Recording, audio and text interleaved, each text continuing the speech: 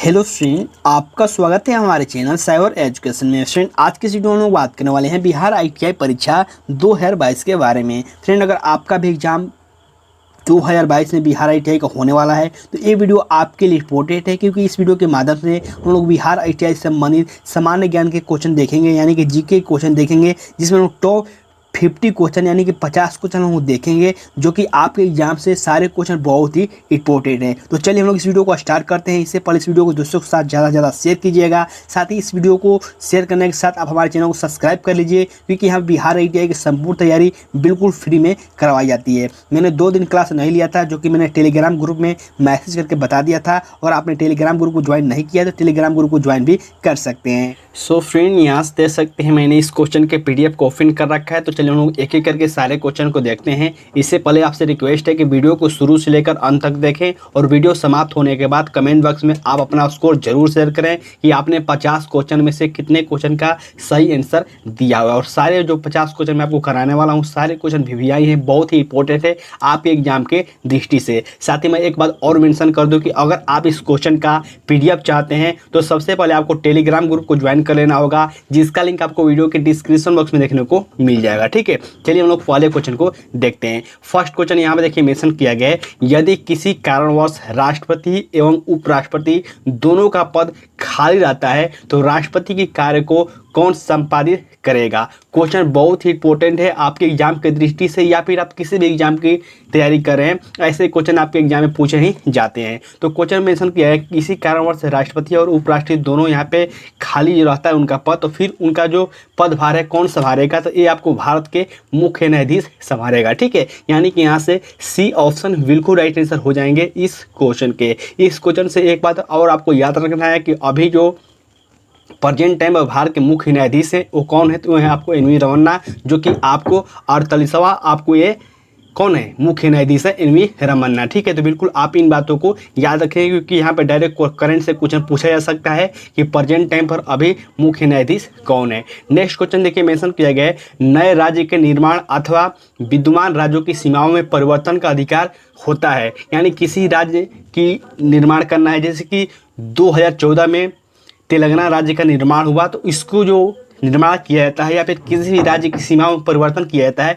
ये किसका अधिकार है, राष्ट्रपति का, संसद का, निर्वाचन आयोग का, या फिर इनमें से कोई नहीं। तो जो ये आपको नए राज्य का निर्माण होता है या फिर कोई भी राज्यों की सीमा में सुधार होता है, ये आपको संसद का अधिकार होता है कि इसको सुधार कर सकता है। यानी कि यहाँ से B ऑप्शन बिल्कुल राइट आंसर हो जाएंगे इस क्वेश्चन के। ठीक है, चलिए हम लोग अगले क्वेश्चन की ओर बढ़ते हैं। नेक्स्ट क्वेश्चन देखिए मेंशन किया गया है, पंचायती राज की त्रिस्तरीय समिति का गठन किसके द्वारा किया गया था। यह भी क्वेश्चन इंपॉर्टेंट है, पंचायती राज की त्रिस्तरीय बैठक का गठन किसने किया था, तो ये आपको किया गया था बलवंत राय समिति के द्वारा। ठीक है, यानी कि यहाँ से ये ऑप्शन बिल्कुल राइट आंसर हो जाएंगे इस क्वेश्चन के। और इस क्वेश्चन से एक बात और आपको याद रखना है कि सर्वप्रथम पंचायती राज आपको किस राज्य में लगाया गया था, ये क्वेश्चन बार बार पूछा जाता है। ये सर्वप्रथम आपको राजस्थान में लगाया गया था। कभी कभी डायरेक्ट आपको जिला भी पूछा जाता है, तो जिला भी आपको याद रखना है, नगौर जिला। और साथ ही आपको याद रखना है कि सेकेंड राज्य तो कौन था। फर्स्ट में आपको राजस्थान में लगा था पंचायती राज व्यवस्था, और इसके बाद आपको लगा गया था आंध्र प्रदेश में। ठीक है, तो आपको दोनों राज्यों को आपको याद रखना है। ठीक है, क्योंकि यहाँ से क्वेश्चन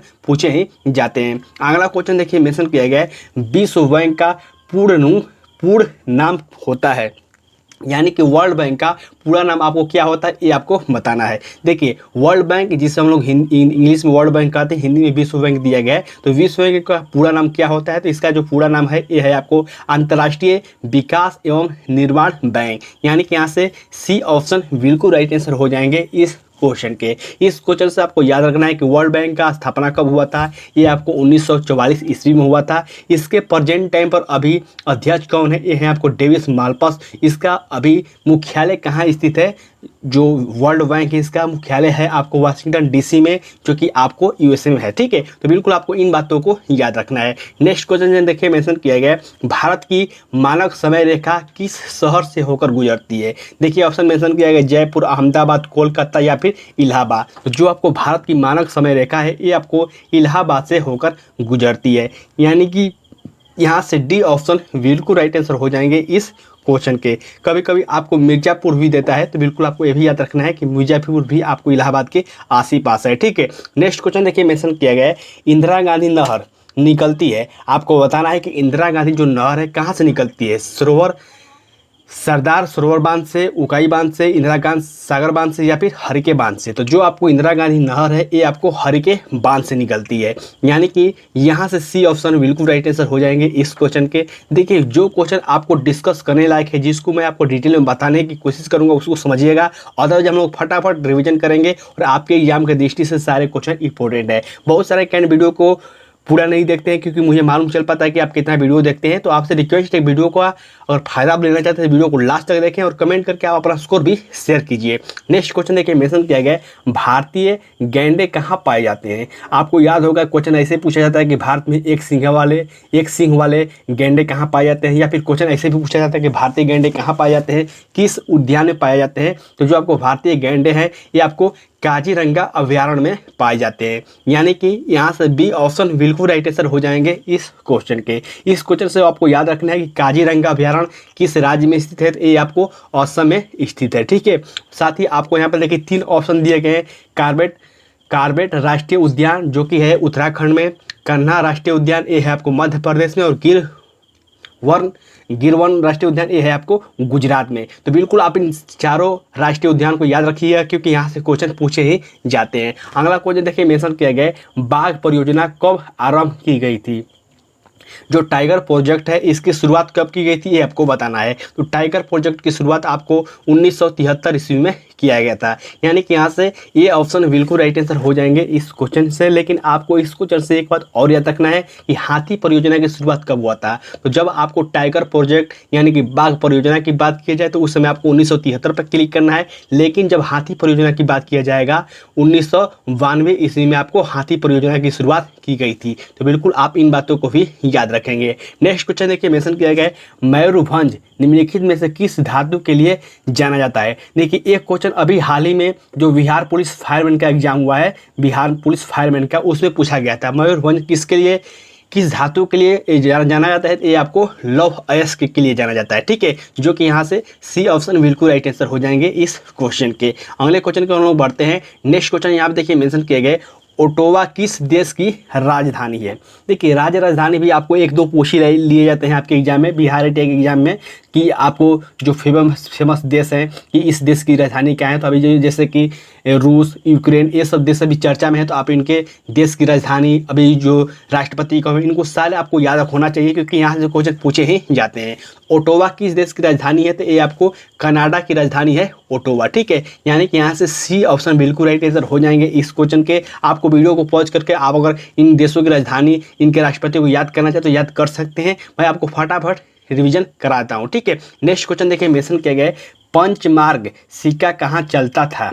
पंचमार्ग सिक्का कहाँ चलता था, वैदिक काल, हड़प्पा काल, मौर्य काल, या फिर उत्तर वैदिक काल। तो जो पंचमार्ग सिक्का है ये आपको मौर्य काल में चलता था, यानी कि यहाँ से सी ऑप्शन बिल्कुल राइट आंसर हो जाएंगे इस क्वेश्चन से। और मौर्य काल को मैंने आपको बार बार बताया है कि मौर्य वंश को आपको अच्छी तरह से पढ़ लेना है। मौर्य वंश के बहुत सारे शासक हुए थे, चंद्रगुप्त मौर्य, बिंदुसार, अशोक, इन सारे के बारे में आप डिटेल में पढ़ लीजिएगा लुसेंट के माध्यम से, या फिर किसी बुक के माध्यम से अगर पढ़ाई करते हैं उसके माध्यम से भी आप पढ़ सकते हैं। ठीक है, नेक्स्ट क्वेश्चन देखिए मेंशन किया गया है, लगभग 185 ईसा पूर्व में विश्वामित्र द्वारा स्थापित किया गया भारतीय शासक दल वंश जिसने मौर्य वंश का स्थान लिया। तो ये भी कुछ इंपॉर्टेंट है, मौर्य वंश को समाप्त करके शिशुनाग वंश का स्थापना किया गया था, जो कि यहाँ से डी ऑप्शन हो जाएगा शुंग वंश। ठीक है, तो बिल्कुल इस बात को आप समझ गए होंगे। नेक्स्ट क्वेश्चन देखिए मेंशन किया गया है, शक पंचांग का प्रथम मास होता है, यानी कि जो शक पंचांग होता है इसका प्रथम मास कौन होता है। जैसे कि हम लोग अपने भाषा में जनवरी फरवरी कहते हैं, लेकिन जो शक पंचांग इसका जो होता है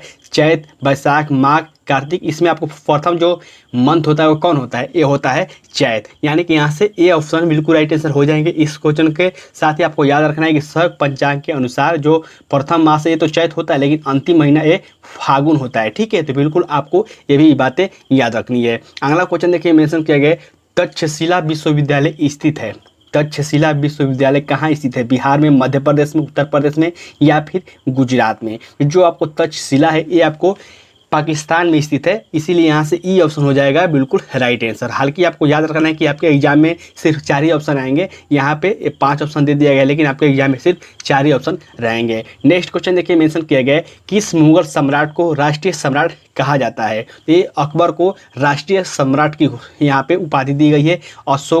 हम लोग अकबर को राष्ट्रीय सम्राट के नाम से भी जानते हैं। नेक्स्ट क्वेश्चन देखिए, मेंशन किया गया है भारत में रुपए का सिक्का किसने प्रारंभ किया था। अकबर, चंद्रगुप्त मौर्य, औरंगजेब या फिर शेरशाह सूरी। तो जो भारत में रुपए का सिक्के का प्रचलन है या फिर आरंभ है, ये आपको शेरशाह सूरी के द्वारा किया गया था। जो जीटी रोड बना हुआ है, जीटी रोड की बनावट की या फिर जो शुरुआत हुआ था जीटी रोड का, ये भी आपको शेरशाह सूरी के द्वारा ही किया गया था। साथ ही आपको याद रखना है कि सासाराम में शेरशाह का मकबरा है, जो कि आपको इन्हीं के द्वारा बनाया गया है। तो बिल्कुल आप इन बातों को याद रखेंगे। अगला क्वेश्चन देखिए, मेंशन किया गया है इनमें से किसका निर्माण 1632 ईस्वी में शुरू किया गया था, साथ ही 1648 के अंत में पूरा हुआ। देखिए ये क्वेश्चन बहुत ही इंपॉर्टेंट है, आपको चारों ऑप्शनों में से बताना है कि इसका जो निर्माण है 1632 में शुरू हुआ था, साथ ही 1648 ईस्वी में आपको ये समाप्त हो गया था। ठीक है, 1632 में शुरू होना चाहिए और 1648 में समाप्त होना चाहिए।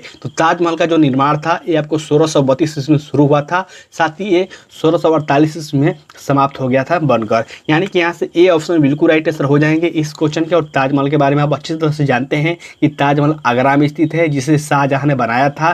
साथ ही आपको याद रखना है कि ताजमहल को यूनेस्को में कब शामिल किया गया था। ये क्वेश्चन बहुत ही इंपॉर्टेंट है, कभी कभी डायरेक्ट क्वेश्चन पूछा जाता है कि ताजमहल को यूनेस्को में कब शामिल किया गया था। ये आपको 1983 ईस्वी में यूनेस्को में शामिल किया गया था ताजमहल को। तो बिल्कुल आपको इन बातों को याद रखना है। नेक्स्ट क्वेश्चन देखिए, मेंशन किया गया बनारस हिंदू विश्वविद्यालय की स्थापना बनारस हिंदू विश्वविद्यालय की स्थापना किसने की थी, किसके द्वारा आपको बीएचयू की स्थापना की गई थी, ये आपको बताना है। ये किया गया था आपको डॉक्टर पंडित मोहन मालवीय के द्वारा। ठीक है, यानी कि यहाँ से बी ऑप्शन बिल्कुल राइट आंसर हो जाएंगे, जो कि बनारस में है या फिर वाराणसी भी कर सकते हैं। बनारस हिंदू विश्वविद्यालय की स्थापना ये आपको मदन मोहन मालवीय के द्वारा किया गया था। ठीक है, चलिए हम लोग अगले क्वेश्चन की ओर बढ़ते हैं। नेक्स्ट क्वेश्चन देखिए, मेंशन किया गया सद्य शोधक समाज की स्थापना किसके द्वारा किया गया था। तो देखिए सद्य शोधक समाज की स्थापना ये क्वेश्चन बहुत ही इंपॉर्टेंट है और ये आपको ज्योतिबा फूले के द्वारा 1873 ईस्वी में किया गया था। यहाँ पर ज्योतिबा फूले महात्मा फूले दिया गया है, लेकिन इसका जो राइट आंसर हो जाएगा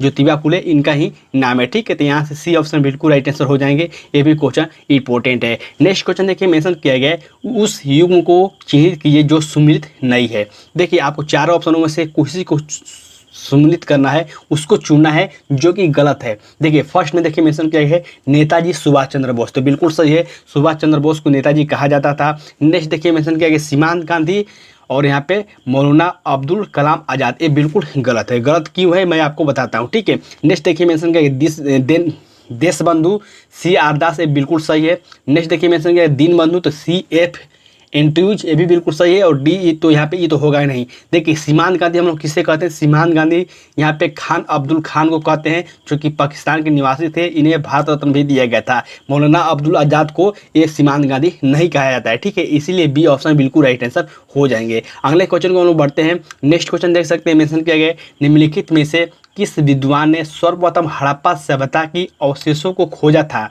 तो ये आपको एलेक्जेंडर कनिंघम के द्वारा खोजा गया था। ठीक है, यहाँ से सी ऑप्शन बिल्कुल राइट आंसर हो जाएंगे इस क्वेश्चन को। और आपको हड़प्पा सभ्यता के बारे में अच्छी से पढ़ लेना होगा, क्योंकि यहाँ से 1-2 क्वेश्चन पूछे जाने की संभावना रहती है। ठीक है, दयाराम साहनी के बारे में आप जानते होंगे अच्छी तरह से, इन्होंने भी आपको हड़प्पा सभ्यता की खोज की थी। लेकिन अवशेषों की बात किया जाएगा तो ये आपको कनिंघम के द्वारा किया गया था। ठीक है, अगले क्वेश्चन को हम लोग बढ़ते हैं। नेक्स्ट देखिए क्वेश्चन मेंशन किया गया आयुर्वेद का जनक किसे कहा जाता है या फिर माना जाता है। तो जो आपको आयुर्वेद का जनक माना जाता है ये आपको चरक का माना जाता है, और ये आपको कनिष्क के यहाँ पे शिष्य थे या फिर कनिष्क के जो दरबार में ये रहते थे चरक। ठीक है, जिन्हें हम लोग आयुर्वेद का जनक मानते हैं। अगला क्वेश्चन देखिए मेंशन किया गया पांडवों का राजनीतिक एवं सांस्कृतिक केंद्र था, कौन सा था ये आपको बताना है। पांडवों का जो राजनीतिक एवं सांस्कृतिक केंद्र था वो कौन था, तो इसका राइट आंसर हो जाएगा मदुरई, जो कि यहाँ से बी ऑप्शन बिल्कुल राइट आंसर हो जाएंगे इस क्वेश्चन से। और यहाँ से ये क्वेश्चन आपको और याद रखना है, कभी कभी डायरेक्ट क्वेश्चन पूछा जाता है कि जो मीनाक्षी मंदिर है कहाँ स्थित है, तो ये आपको मदुरई में स्थित है, जो कि आपको चेन्नई का एक शहर है। ठीक है, यहाँ से बी ऑप्शन बिल्कुल राइट आंसर हो जाएंगे इस क्वेश्चन के।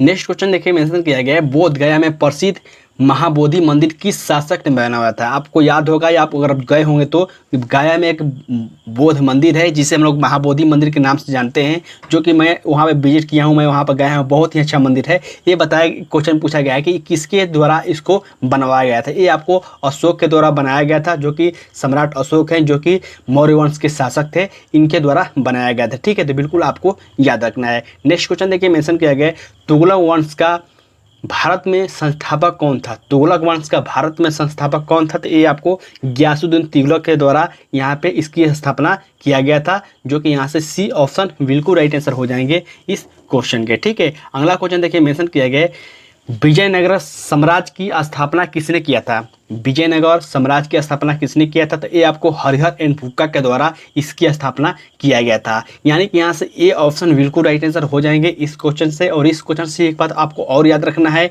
कि जो विजयनगर साम्राज्य है, इसमें एक बहुत ही अच्छे राजा हुए थे। कौन से वो थे, कृष्णदेव राय। कृष्णदेव राय जो थे ये किस वंश से संबंधित थे, ये आपको तुलु वंश से संबंधित है। ठीक है, आपको जब भी विजयनगर साम्राज्य की बात आए तो आपको कृष्णदेव राय के बारे में जानना चाहिए, क्योंकि यहाँ से क्वेश्चन पूछे जाते हैं कि कृष्णदेव राय किस वंश से संबंधित है, ये आपको तुलु वंश से संबंधित है। नेक्स्ट क्वेश्चन देखिए मेंशन किया गया, जब बाबर ने पहली बार भारत पर आक्रमण किया था तो उस समय दिल्ली सल्तनत के तख्त पर कौन विराजमान था।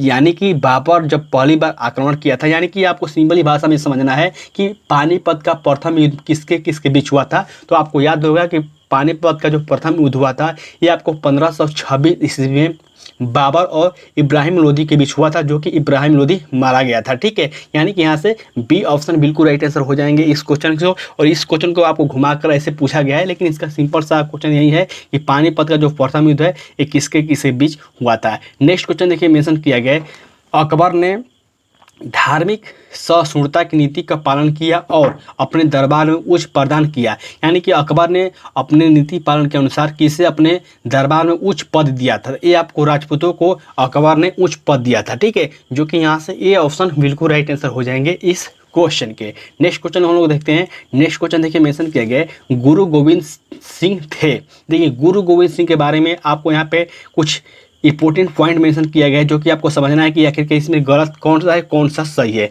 पहला देखिए मेंशन किया गया है, सिख के 10वें एवं अंतिम गुरु थे। बिल्कुल सही है, जो गुरु गोविंद सिंह थे ये आपको सिख के 10वें और अंतिम गुरु थे। नेक्स्ट देखिए मेंशन किया गया है, सिखों के आंतरिक काउंसलिंग खालसा के संस्थापक थे, जो कि 1699 ईस्वी में हुआ था। ये भी बिल्कुल सही है। सी देखिए मेंशन किया गया है, दसम ग्रंथ के रचयिता, ये भी सही है। इसका आंसर आपको डी ऑप्शन हो जाएगा, जो कि पूरा सही है। और ऐसे भी आपके एग्जाम में क्वेश्चन पूछे जाते हैं, किसी व्यक्ति के बारे में पूछकर आपको यहाँ पे डायरेक्ट ऐसे कथन दे दिए जाते हैं। ठीक है, तो बिल्कुल आपको ऐसे भी याद रखना है। नेक्स्ट क्वेश्चन देखिए मेंशन किया गया है, महाराष्ट्र में गणपति उत्सव प्रारंभ करने का श्रेय किसे प्राप्त है। आपको याद होगा, आपने देखा होगा कि महाराष्ट्र में गणपति उत्सव का त्यौहार बहुत ही धूमधाम से मनाया जाता है और बहुत ही फेमस है। तो क्वेश्चन पूछा गया है कि महाराष्ट्र में जो गणपति उत्सव मनाया जाता है इसे प्रारंभ यानी कि शुरुआत करने का श्रेय किसे दिया जाता है। ये आपको बाल गंगाधर तिलक को यहाँ पे इसका श्रेय दिया जाता है, इसको शुरुआत करने का। नेक्स्ट क्वेश्चन देखिए मेंशन किया गया है, देव समाज का संस्थापक निम्नलिखित में से कौन था। तो देव समाज का संस्थापक ये आपको शिव नारायण अग्निहोत्री को माना जाता है। यानी कि यहाँ से डी ऑप्शन बिल्कुल राइट आंसर हो जाएंगे इस क्वेश्चन के। नेक्स्ट क्वेश्चन देखिए मेंशन किया गया है, स्वामी विवेकानंद किस स्थान पर हुए धार्मिक सम्मेलन से प्रसिद्ध हुए थे। स्वामी विवेकानंद के बारे में आपको अच्छे से पढ़ लेना होगा। 12 जनवरी को युवा दिवस मनाया जाता है, राष्ट्रीय युवा दिवस, और इन्हीं के जन्म दिवस पर मनाया जाता है। और इन्होंने शिकागो में बहुत ही यहाँ पे एक अच्छा भाषण दिया था, जो कि बहुत ही फेमस हुआ था। उसी के बारे में पूछा गया है कि शिकागो में जो आपको धार्मिक सम्मेलन हुआ था किस स्थान पर हुआ था। ये आपको शिकागो में हुआ था। ठीक है, तो मैं आपको यहाँ पे बता दूँ, इसका राइट आंसर सी हो जाएगा। नेक्स्ट क्वेश्चन देखिए मेंशन किया गया है, सन किस ईस्वी में स्वामी विवेकानंद ने रामकृष्ण मिशन की स्थापना किया था। तो रामकृष्ण मिशन की स्थापना आपको स्वामी विवेकानंद के द्वारा 1897 ईस्वी में किया गया था। ठीक है, यानी कि यहाँ से सी ऑप्शन बिल्कुल राइट आंसर हो जाएंगे इस क्वेश्चन के। अगला क्वेश्चन देखिए मेंशन किया गया है, किसने कहा था भारत को एकजुट होना है और एक बार फिर अपने बल से पूरे विश्व पर विजय प्राप्त करनी है। ये कथन बहुत ही इंपॉर्टेंट है, बहुत ही अच्छा कथन है और ये कथन आपको स्वामी विवेकानंद के द्वारा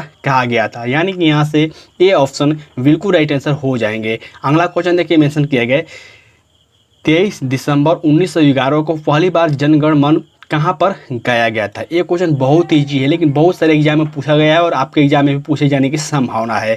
जो आपको पहली बार जनगण मन है, जो कि हमारा राष्ट्रीय गान है, ये कब गाया गया था? 1911 ईस्वी में और कलकत्ता अधिवेशन में ये आपको गाया गया था, यानी कि यहाँ से सी ऑप्शन बिल्कुल राइट आंसर हो जाएंगे इस क्वेश्चन के। नेक्स्ट क्वेश्चन देखिए मेंशन किया गया है, गदर पार्टी का मुख्यालय कहाँ था?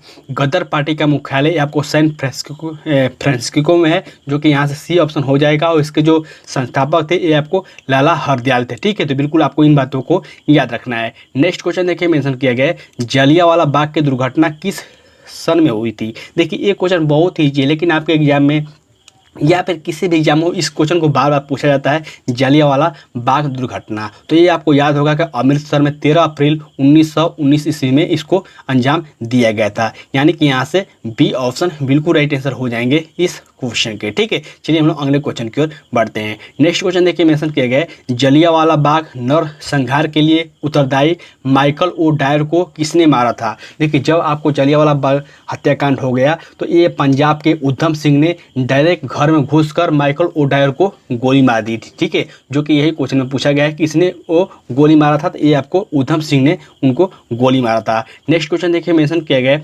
नागरिकों के लिए एक समान सिविल संहिता किस अनुच्छेद में है?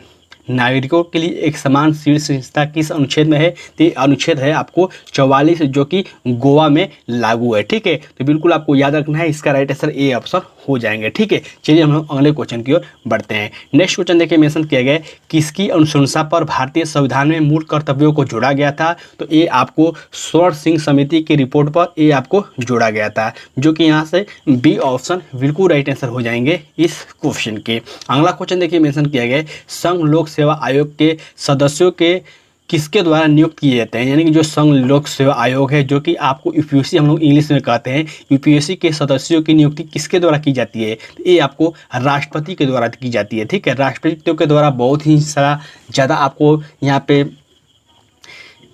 नियुक्ति होती है, तो आपको राष्ट्रपति के बारे में अच्छे से पढ़ लेना है कि आखिरकार राष्ट्रपति किनका किनका नियुक्ति करता है, जो कि आपको लुसेंट के माध्यम से या फिर किसी भी बुक के माध्यम से आप पढ़ सकते हैं। अगला क्वेश्चन देखिए मेंशन किया गया है, भारत की संसदीय प्रणाली कहाँ से ली गई है? तो जो भारत की संसदीय प्रणाली है ये आपको ब्रिटेन से ली गई है। ठीक है, जो कि यहाँ से बी ऑप्शन बिल्कुल राइट आंसर हो जाएंगे। यहाँ से भी क्वेश्चन एक दो पूछ ही लिए जाते हैं कि कौन सा प्रणाली कहाँ से लिया गया है, तो इसको भी अच्छे से पढ़ लीजिएगा। ठीक है, देखिए मैं आपको क्वेश्चन भी बता रहा हूँ, साथ में आपको बता रहा हूँ कौन कौन से टॉपिक इंपॉर्टेंट है जो कि आपको पढ़ना चाहिए। ठीक है, मैं आपको एक वीडियो के माध्यम से जरूर जानकारी देता हूं, लेकिन आपको बुक के माध्यम से भी आपको घर पर पढ़ाई करना चाहिए, सिर्फ आपको वीडियो पर डिपेंड नहीं होना चाहिए। अगला क्वेश्चन देखिए मेंशन किया गया है, पंचायत स्तर पर राज्य सरकार का प्रतिनिधित्व कौन करता है? तो पंचायत स्तर पर जो राज्य सरकार का प्रतिनिधित्व है ये आपको ग्राम सेवक करता है। ठीक है, यहाँ से बहुत सारे कैंडिडेट यहाँ पे सरपंच या फिर मुखिया पर क्लिक कर देंगे, जो कि गलत हो जाएगा। इसका राइट आंसर हो जाएगा ग्राम सेवक। अगला क्वेश्चन देखिए मेंशन किया गया, भारतीय संविधान की प्रस्तावना में धर्मनिरपेक्ष शब्द किस संविधान संशोधन द्वारा जोड़ा गया था? ये आपको 42वां संविधान संशोधन द्वारा जोड़ा गया था, जो कि बहुत ही फेमस क्वेश्चन है। इस क्वेश्चन को बार बार पूछा जाता है और इसे हम लोग मिनी संविधान संशोधन भी कहते हैं या फिर मिनी कॉन्स्टिट्यूशन भी कहते हैं, जो कि आपको याद रखना है। नेक्स्ट क्वेश्चन देखिए मेंशन किया गया, साबरमती नदी किस शहर के किनारे बहती है? तो जो आपको साबरमती नदी है ये आपको अहमदाबाद शहर के किनारे बहती है। अगला क्वेश्चन देखिए मेंशन किया गया है, राणा प्रताप सागर बांध किस नदी पर बनाया गया है? राणा प्रताप सागर बांध किस नदी पर बनाया गया है? तो ये आपको चंबल नदी पर बनाया गया है। ठीक है, यानी कि यहाँ से सी ऑप्शन बिल्कुल राइट आंसर हो जाएंगे। अगला क्वेश्चन देखिए मेंशन किया गया है, दाचीग्राम अभ्यारण्य भारत के किस राज्य में स्थित है? अभ्यारण्य से भी जो मैं आपको कुछ क्वेश्चन करा देता हूँ, क्योंकि यहाँ से जो राष्ट्रीय अभ्यारण्य यहाँ से क्वेश्चन पूछे जाते हैं और आपको बुक के माध्यम से भी पढ़ लेना है। जो दाचीग्राम अभ्यारण्य ये आपको जम्मू कश्मीर में स्थित है। ठीक है, यानी कि यहाँ से ए ऑप्शन बिल्कुल राइट आंसर हो जाएंगे। नेक्स्ट देखिए मेंशन किया गया है, सरसिका पक्षी बिहार विहार कहाँ स्थित है, तो ये आपको राजस्थान में स्थित है। ठीक है, मैं आपको कुछ यहाँ पे इंपॉर्टेंट जो अभ्यारण्य उसको कराता हूँ। अगला देखिए क्वेश्चन मेंशन किया गया है, फूलों की घाटी राष्ट्रीय उद्यान जो भारत के किस हिमालय क्षेत्र में स्थित है, तो ये आपको उत्तराखंड में स्थित है। तो बिल्कुल यहाँ से सी ऑप्शन राइट आंसर हो जाएंगे। नेक्स्ट देखिए क्वेश्चन मेंशन किया गया है, लखनऊ किस नदी के तट पर स्थित है, तो लखनऊ ये आपको गोमती नदी के किनारे स्थित है और पटना आपको गंगा नदी के किनारे स्थित है, जो कि आपको याद रखना होगा। तो फ्रेंड आज के इस वीडियो के माध्यम से हम लोग टॉप 50 क्वेश्चन यानी कि 50 क्वेश्चन देख लिए हैं, जो कि मैं आपको फटाफट रिवीजन के माध्यम से और जो इंपॉर्टेंट फैक्ट था मैंने उसको भी बता दिया है। तो मुझे उम्मीद है कि अगर आपने इस वीडियो को यहाँ तक देखा है तो आपको बहुत ही कुछ सीखने को मिला होगा। तो आप वीडियो के नीचे कमेंट करके आप अपना स्कोर जरूर शेयर करें, साथ ही इस वीडियो को दोस्तों के साथ ज़्यादा से ज़्यादा शेयर करें और हमारे चैनल के माध्यम से जुड़े रहिए। आपको बिहार IITI की संपूर्ण तैयारी करवाई जाएगी ऐसे ही बिल्कुल। तो फ्रेंड इस वीडियो के माध्यम से इतना ही, तब तक के लिए बाय, जय हिंद।